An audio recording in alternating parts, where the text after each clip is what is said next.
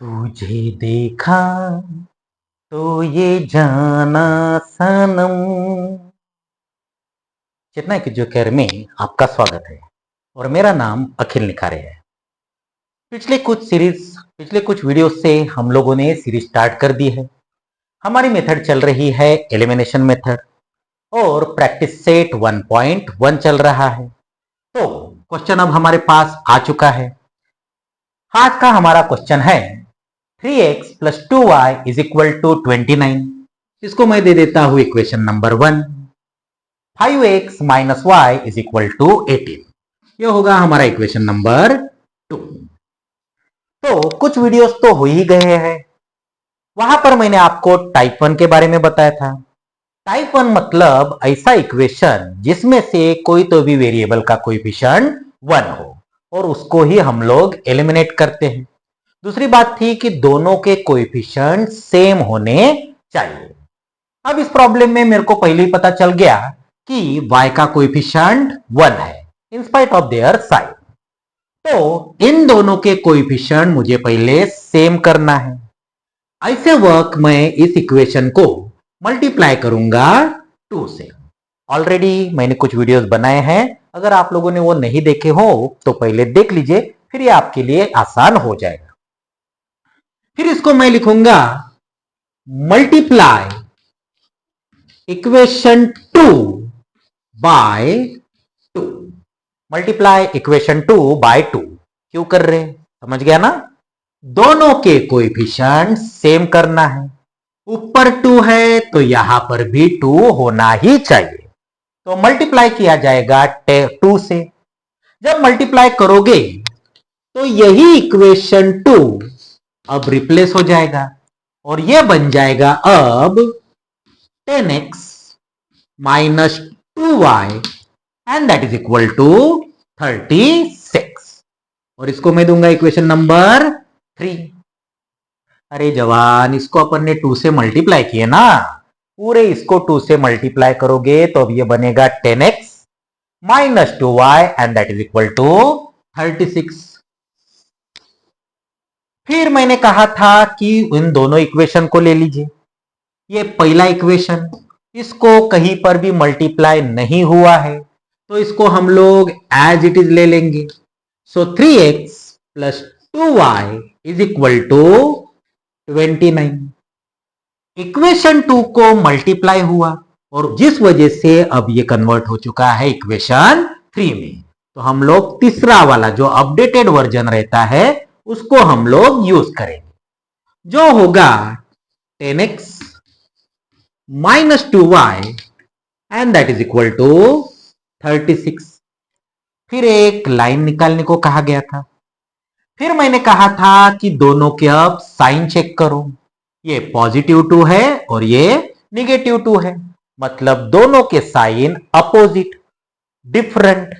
और जब different sign होती है, अपोजिट साइन होती है, तो हम सिंपल करते हैं addition. So now adding the equation. Addition में कोई भी साइन चेंज नहीं होती, सिंपल ऐड ही करना पड़ता।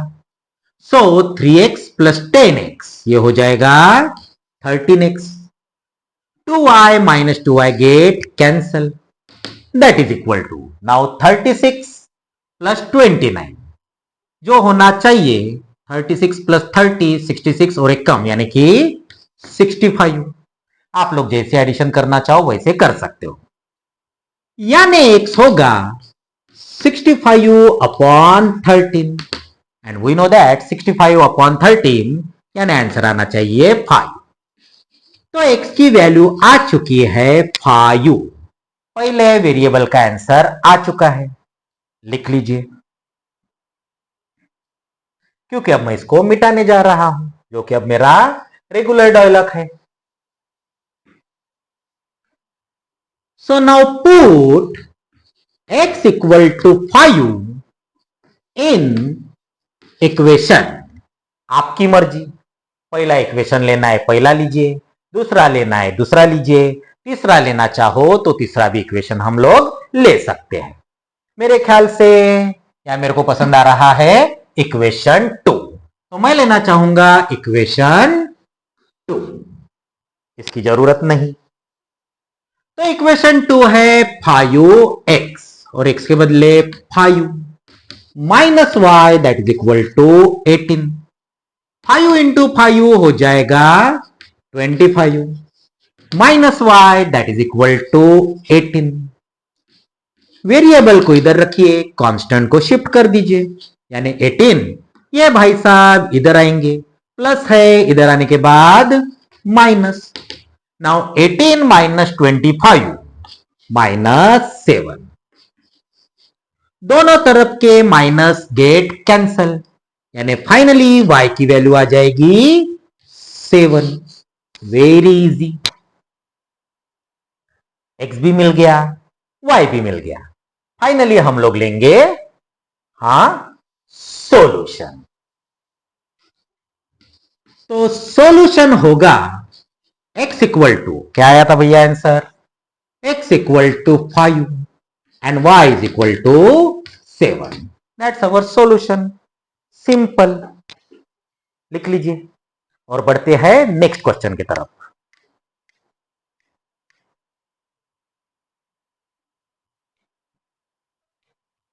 नेक्स्ट क्वेश्चन भी हमारे पास आ चुका है। इसको मैं दूंगा इक्वेशन नंबर 1 और इसको मैं दूंगा इक्वेशन नंबर 2। क्या दोनों के कोएफिशिएंट सेम है? नहीं हुआ। क्या किसी का कोएफिशिएंट 1 है?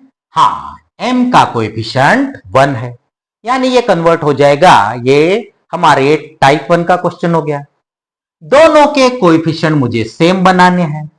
ऊपर 5 है तो नीचे भी 5 ही होना चाहिए, तो मैं मल्टीप्लाई करूंगा 5 से।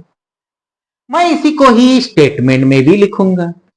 नाउ मल्टीप्लाई इक्वेशन 2 बाय 5, तो ये इक्वेशन रिप्लेस भी हो जाएगा, यानी अब ये इक्वेशन बनेगा, चलो 5 से मल्टीप्लाई करो तो ये होगा 5m माइनस 6 5 30 30n, 7 इंटू 5 यानी माइनस 35।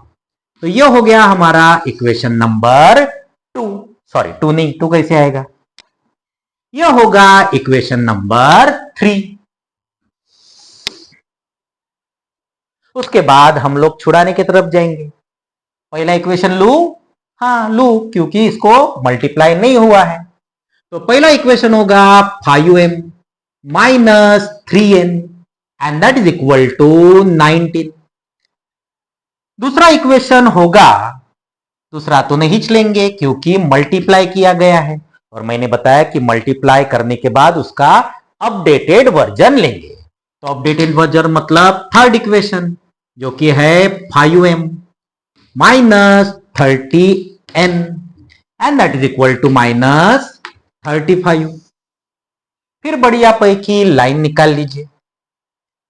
फिर दोनों के कोएफिशिएंट तो सेम हो ही गए हैं, साइन चेक कीजिए। साइन दोनों के सेम है, मतलब मतलब सब्ट्रैक्शन कीजिए। Now subtracting the equation. जब हम लोग सब्ट्रैक्ट करते हैं तो नीचे वाले इक्वेशन के साइन चेंज हो जाएंगे। जैसे प्लस है तो ये हो जाएगा माइनस, ये माइनस है तो अब ये हो जाएगा प्लस, और ये भी माइनस है तो अब ये हो जाएगा plus. 5m minus 5m get cancel, minus 3n plus 30n, अब ये प्लस हो गया तो 30n माइनस 3n जो कि हो जाएगा 27n।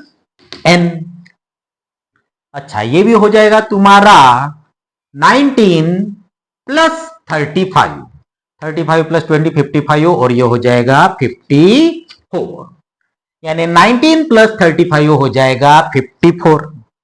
और अब हमको सिंपल आ गया, यानी n हो जाएगा 54 अपॉन 27, और 27 टू जा 54 होता है, तो n की वैल्यू आ गई 2। अब सो कोई दिक्कत नहीं है, लिख लीजिए, पॉज कर सकते, देख सकते, लिख सकते। क्योंकि मैं तो इसको अब मिटाने जा रहा हूं। n की वैल्यू 2 है। Okay, so now put n is equal to 2 in equation, कहीं पर भी पुट करो। 1 में पुट करना है 1 में करो, 2 में पुट करना है 2 में करो, 3 में पुट करना है 3 में करो। मैं बस चेक करूंगा कि मेरे लिए कौन सा इजी गिरता। मेरे लिए इक्वेशन 2 इजी गिर रहा है, तो इक्वेशन 2 में पुट कर दिया। So now m minus 6n, और n के बदले आ गया 2, and that is equal to -7, यानी m minus 12 that is equal to -7, यानी m इज इक्वल टू -7। इसको इधर शिफ्ट करेंगे, माइनस का इधर आने के बाद हो जाएगा प्लस। नाउ -7 प्लस 12 होता है 5, तो m की वैल्यू आ जाएगी 5। देख लीजिए, हाँ मेरे पास जगह है, तो मैं सॉल्यूशन लिखूंगा।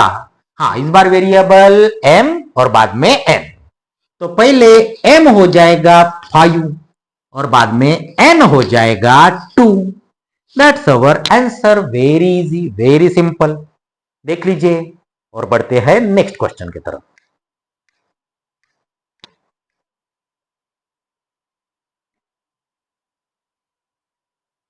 नेक्स्ट क्वेश्चन आ चुका है, थोड़ा अच्छा क्वेश्चन है, फ्रैक्शन वाला क्वेश्चन है।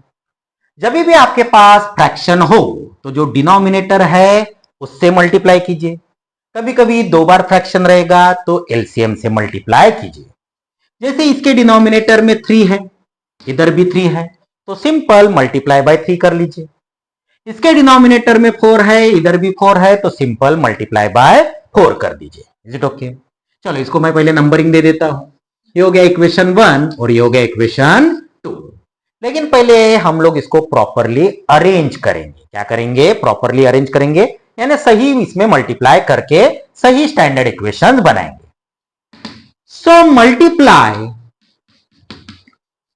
Equation 1 by 3। पहले इसको मैं 3 से मल्टीप्लाई करूंगा, and multiply equation 2 bye 4।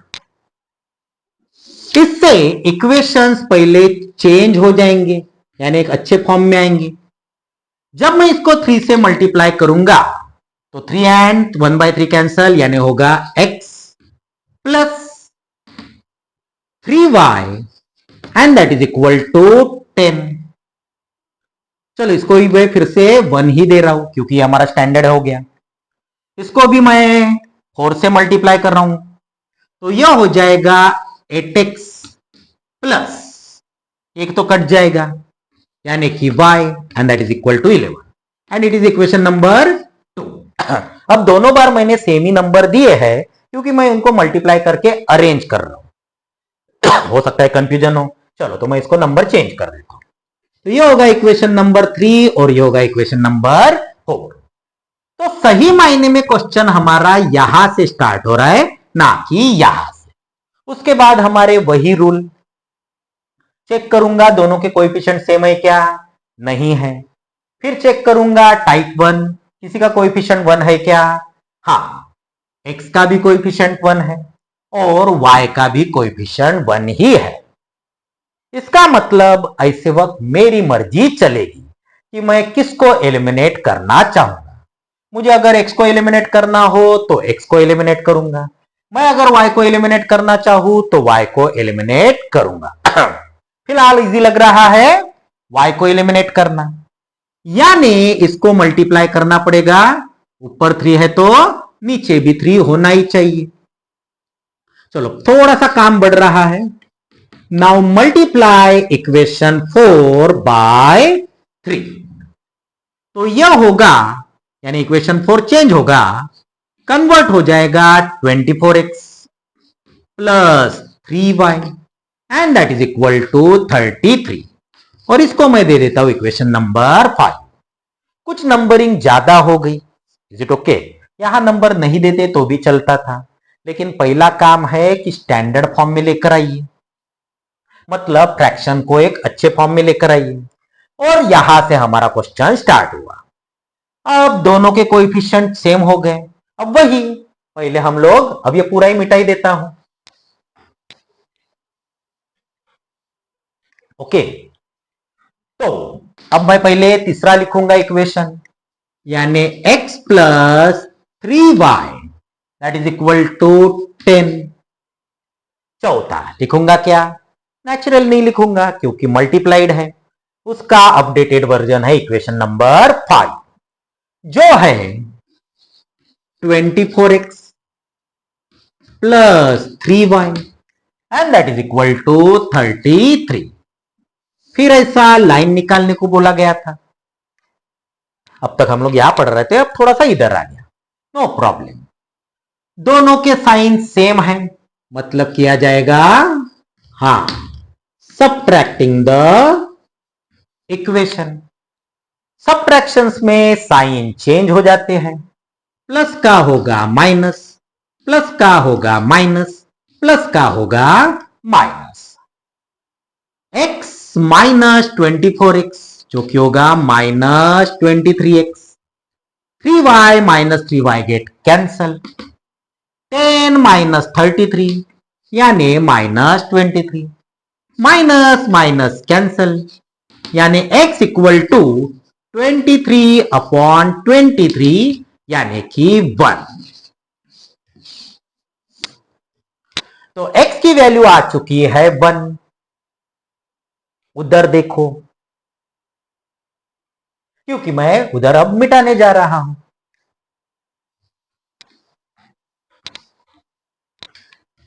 Now put x equal to 1 in equation 1 2 3 4 5 कहीं पर भी रख सकते हैं, लेकिन बेटर रहेगा इक्वेशन नंबर 3। जो इजी रहेगा वहां पर पुट करो, बढ़िया हो जाएगा।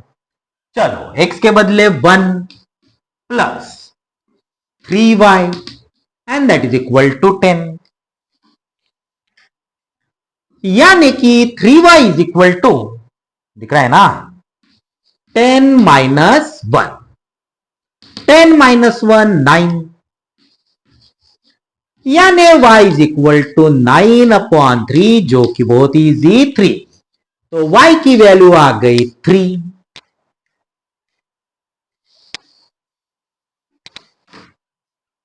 तो जवान फाइनली होगा सॉल्यूशन। सॉल्यूशन पहले x और बाद में y।